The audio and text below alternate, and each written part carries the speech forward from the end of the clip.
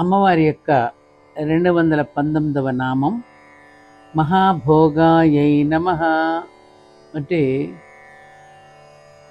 గొప్ప భోగమును పొందునది లేదా అనుభవించున్నది అని ఈ నామానికి అర్థం. అనుభవింపబడేదాన్ని భోగం అంటారు. ఏం భోగం అనిపిస్తున్నాడు రా అంటాను చూడు. రతి అంటే ఆసక్తి లేదా కోరిక ఉన్నప్పుడు సాధారణంగా భోగాన్ని అనుభవిస్తారు. అంటే కోరుకున్నది లభించినప్పుడు మాత్రమే ఈ భోగం వారికి ఉంటుంది. ఇది రతి ఉన్నవారి లక్షణం. కానీ ఇంతకుముందు నామంలో చెప్పిన మహారతి ఏర్పడినటువంటి సాధకులు రోజులో 24 గంటలు భోగాన్ని అనుభవిస్తారు. 24 గంటల్లో భోగం కానిది ఏది వారికి ఉండదు. ఏది లభ్యమైతే, ఏది తటస్థపడితే దాన్ని భోగంగానే ఆనందిస్తారు. అలానే సరిపెట్టుకోవడం కాదు, అంటే ఓగు కూడా కాదు, బాగోగులు అంటాం కదా, అది కూడా కాదు, అంతా బాగే వీరికి.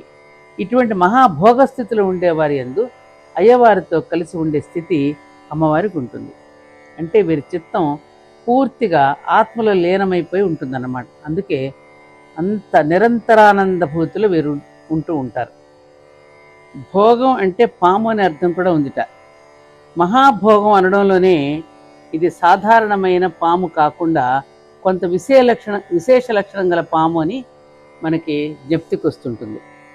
మన వెన్నుని అంటే స్పైన్, వెన్నుపూస, దీన్ని కూడా మనం పాము అంటాం, వెన్నుపాము అంటాం. ఈ వెన్నుపాములోనే సుషుమ్నా నాడు ఉంటుంది.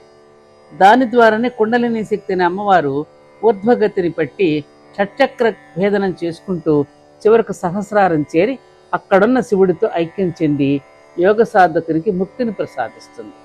ఇది వ్యష్టి కుండలినికి సంబంధించింది. మరి మన భూమిని మోస్తున్నట్టు ఆదిశేషువుని భూమి మీద ఉన్న వారికి సామూహిక లేదా సమిష్టి కుండలికి సంబంధించిన పెద్ద పాముగా సూచిస్తారు.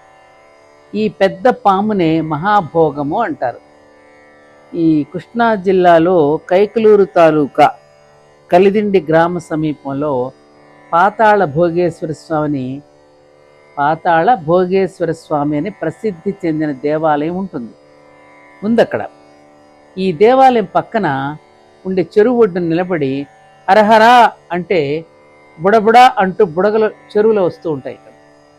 కాబట్టి ఈ మహాభోగ నామం అటువంటి సామూహిక కుండలిని శక్తిని సూచిస్తుందని కూడా అనుకోవచ్చు. అంటే చిత్తం పూర్తిగా ఆత్మలో లీనమై ఉన్న స్థితిలోని సాధకులకు నిరంతర అనుభూతిని, అంటే మహాభోగాన్ని సిద్ధింపచేస్తుంది అని ఈ నామానికి అర్థం.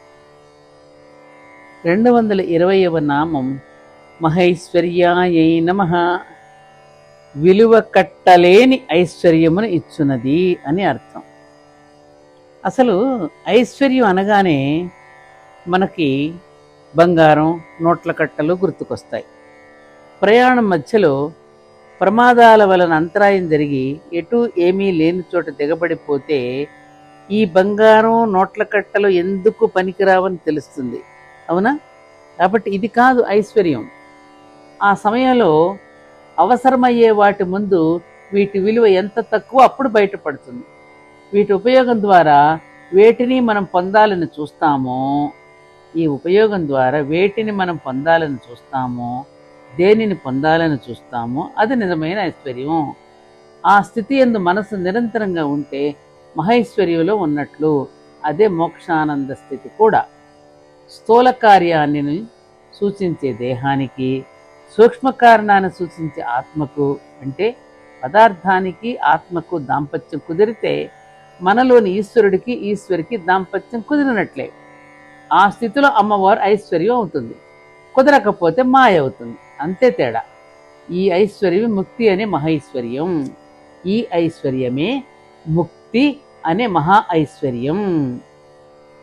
దాస, భృత్య, సుతాది అష్టైశ్వర్యాలన్నిటిని ఇచ్చున్నది. ఎప్పుడు నారాయణమ్మ గారు చెప్తూ ఉండారు. అసలు అష్టైశ్వర్యాలంటే ఏమిటి? మంచి భర్త, మంచి భార్య, మంచి పిల్లలు, మంచి స్నేహితులు, ఏమ్మా మంచి సేవకు, ఇవన్నీ కూడా నిజమైన అష్టైశ్వర్యాలు కదా. అవేవి లేకుండా ఈ ఐశ్వర్యం ఏం చేసుకుంటాం? నువ్వు హాస్పిటల్లో పడుకున్నట్టే నీ బంగ్లా వచ్చి నేను పలకరిస్తుందా? చల్లని చేతితో నీ నుదుటి మీద చెయ్యి వేసి ఏరా నాన్న ఎలా ఉన్నావు అనే ప్రేమ స్పర్శ దేనివల్ల వస్తుంది? ఈ బంగారంతో వస్తుందా? బ్యాంక్ బ్యాలెన్స్లో మనం దాచుకున్న డబ్బులతో వస్తుంది? దేంతో వస్తుంది? రాదు కదా. ఏది ఐశ్వర్యం?